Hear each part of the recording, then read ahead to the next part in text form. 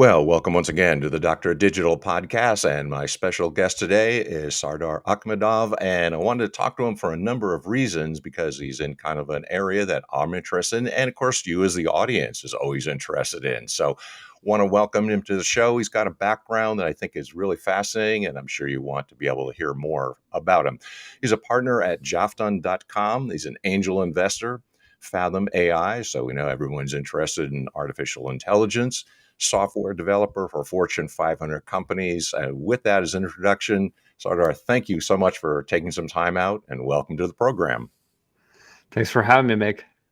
You bet. So, always interested, of course. Can you tell us a little bit about your background and how is it that you got into this field in the first place? That's always interesting to know.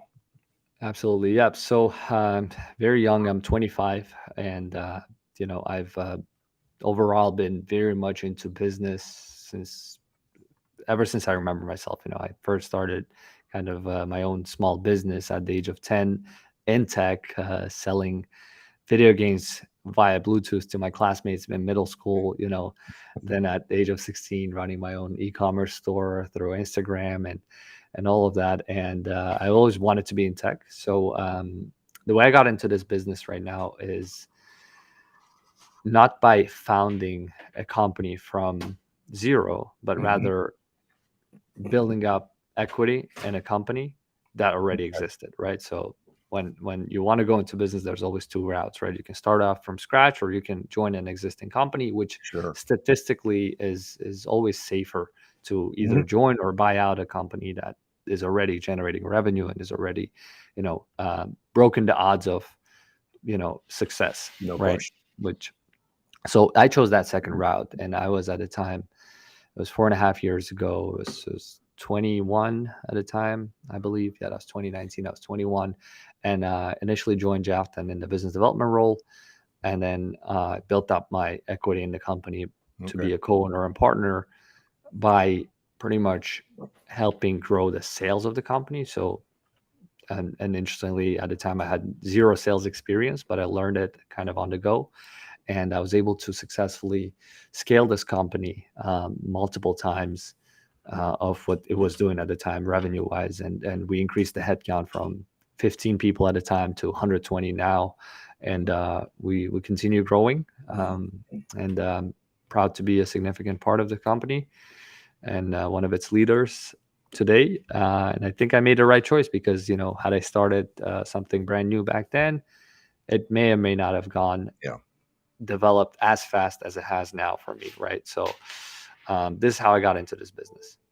Makes sense. Now, in some ways, it sounds like it hasn't been that long because you're a young guy, but there are so many changes going on currently, and it's a very exciting time to be involved in technology. So, what would you say are some of the biggest changes that you have seen and experienced throughout your career?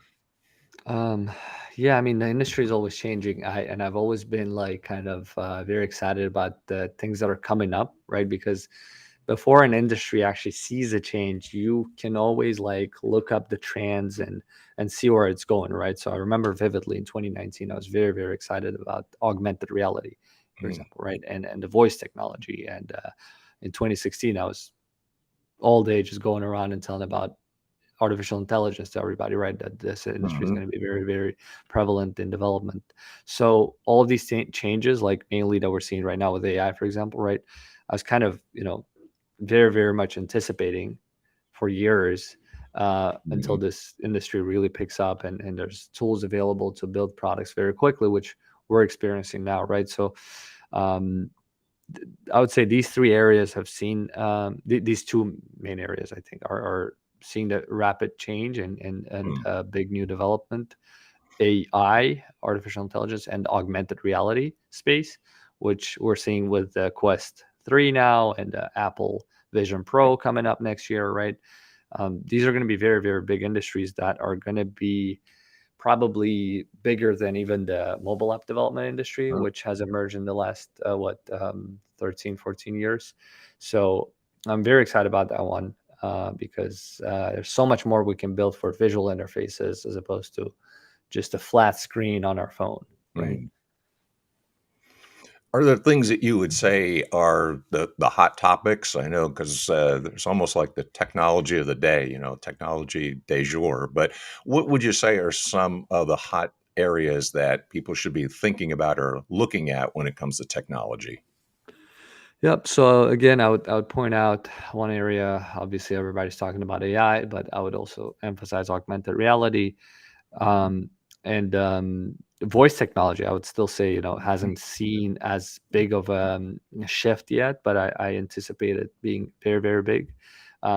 Again, with the aid of AI, because previously we didn't have conversational AI, and I Mhm. think conversational AI is this one space that I'm the most excited about because, if you've seen those movies like Her and Ex Machina, like movies where you're able to actually have a conversation with an AI, just like you would have with a human being.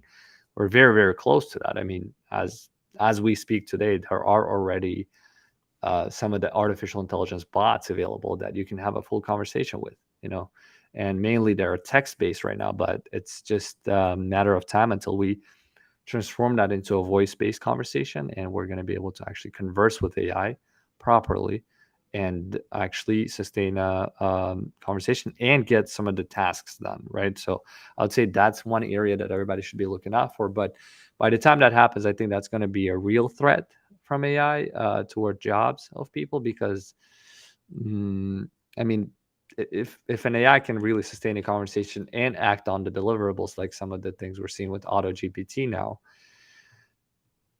I mean, it can replace a lot of humans. Mhm. What kind of applications do you see, or where do you think it's going when it comes down to AI and conversational AI? So it's replacing people like maybe for help desk or things of that nature. Are those the applications you're thinking of, or maybe there's some others? Yeah, very much like customer facing jobs would probably Mhm. be, the ones that could be replaced. At the moment, right now, even within Jafta, we're building a sales development representative bot, right? That is going to actually do a lot of follow ups with our leads. So we get a lot of leads with our pipeline, and then Okay. sometimes salespeople just don't follow up enough times with those leads, right? So this sales development rep bot is going to actually be able to do that potentially, right? Where you can call up the leads. And then, yeah, customer service for sure, help desks, yes, those. But honestly, even consulting jobs, right? Mm. Where it can probably mimic the knowledge base of a human being, right? And I think it's going to be more like branded and individual bots being created by certain celebrities or experts in the space. For example, like if you're a very well known, very well demanded expert, but you can't have 1,000, 2,000 conversations a day with different people that want to talk to you, right? Well, you're going to be probably able to like clone your brain and put it into an AI, and it can probably do that at scale for you, right? And we're very very close to that, I think. And the ability to do this seems like very simple too. So, I mean, some of the examples I've seen is that you can have a person record their voice for maybe 5 minutes or so, really limited amount of time, say some certain words, and then the AI imitates all of that. Yep, yep. Yeah, it's already happening with some of the things. And then there's a deep fake technology. There's I think Meta just released Mhm. um, a few different applications of AI and conversational AI with celebrities. Like, there's Tom Brady now, there's Snoop Dogg. These people are available to have a conversation with on Mhm. Meta's AI platform. A lot of listeners program are your business owners or people that are concerned or interested in the development. So, what would you recommend different businesses to be looking for, given the fact that there are changes in some hot areas that are happening in technology? So, what would business owners be interested in, and what should they be watching in terms of anticipating developments? Um, Yeah, again, so I would say look out for conversational AI, look out for augmented reality technologies, and overall, I mean, if you're a small business and you don't have uh, a digital system in place, like at Mhm. least a CRM. I mean, many businesses don't have even a CRM in place, right? And I think right now is like the most pressing time where you're either going digital or you're going out of business, right? So I would urge small business owners to Hmm. look into that and try to set that up for themselves, or at least hire like a individual consultant who can do that for them. But it is crucial. Like, you can no longer have a business that is accounted for on a piece of paper, right? It has to be digital. It has to be transferable and scalable. Sure. This is always what I'm about. That's the whole idea of digital transformation, but I'm not necessarily sure that everybody can see it. If you're a business owner, to what should I be transforming digitally? But everything should be because of what has been happening. I think that's what you're addressing, and that's what I think you're pointing out, which is really a sound admonition for everybody to be doing. Everything you're doing, change it. So at one time, we would say, okay, you have to have a website. And then people got websites. And then, okay, then you have to have it on a mobile phone. So you have to have a mobile development. So I think what you're saying is that you have to look at your entire business processes and make sure that you're getting through the digital transformation. Is that what you're saying? Yes, yes. It's just, right. Especially because like there's so many tools available now, right? That are very much like plug and play, no code tools that you don't even have to like build a specific software to your needs. It's very customizable. And there's so many pieces of different software that are like competing for your business, right? So all you need to do is just like Google around or ask ChatGPT for to find you a suit of proper tech stack, and it's going to do that. Especially now that it has access to internet. Yeah.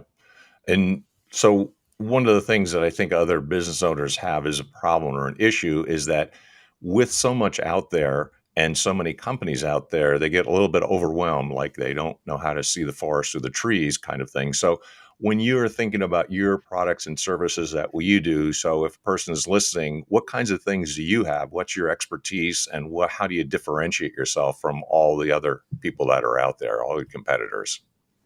Yep. For us, we specialize in mobile app development, right? So we don't generalize, we specialize, right? So if you're looking for mobile app development, we're not a general company that does just mobile being one of the services. This is our main focus. That's one differentiator. Another thing is we use latest technologies like low code platforms, Okay. that allows us to build things visually and then transform that into code. So that allows us to build faster, 3x faster than a traditional development company.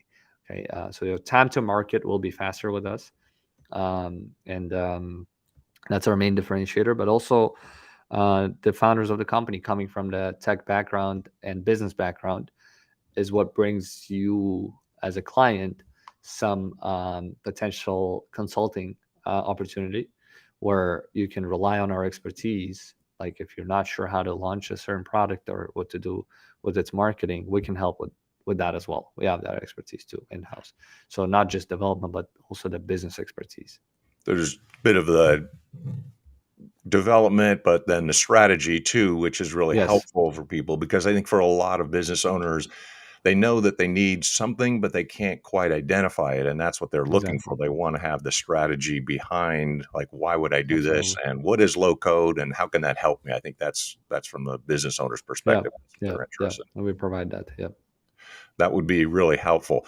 And just so that people understand it, what are these things? So they might not be as tech savvy. So what is it? And it's mostly faster development. Is that what you're saying? And quick Yeah. speed in market. It's mainly speed. It's just speed because like people want to launch their products yesterday. It's always one of the biggest, especially for startups. When they come up with an idea, they want to be first to market it because they're afraid somebody else might come out with the solution earlier than them. Yeah.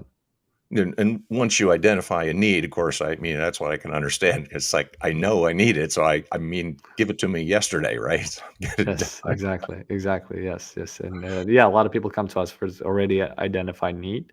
Yeah. So that's a good part, but they just need something very, very fast. That's really helpful. Now, if a person has understood some of the changes that you're talking about, the hot areas, the ways that you differentiate yourself, I'm sure that then people would want to get a hold of you. How would you recommend that they get a hold of you, and what's a way of contacting and staying in touch and Yep. knowing more about what you do? Absolutely. Yeah. So if you're looking to build a mobile app, you can inquire to our company, jafton.com. That's jafton.com. And if you're looking for some help with your business advice or want to know more about running a business, you can follow me on my social media. If you just type in my name, Sardor Akhmedov, you'll see on my LinkedIn, my Instagram. I share my insights. I share more on LinkedIn than any other platform. So, yep, that's the way to get in touch with me. Sounds good. Sardar, thank you so much for spending some Yeah, time and also absolutely. sharing your expertise. It's really helpful. And I know there's a lot of people that want to know and get in touch with you. Yep. Thank you so much, Mick, for having me. Yeah, You appreciate bet. it. Thanks All for right. your Take care. time. Bye. And, if you are like what you're hearing, make sure that you like, subscribe, share, and also positively review on Apple Podcasts. That helps the program a great deal. So if we got more people the next time, stay in touch. We got more and good things coming your way. Until next time, Dr. Digital signing off. Deus Volt.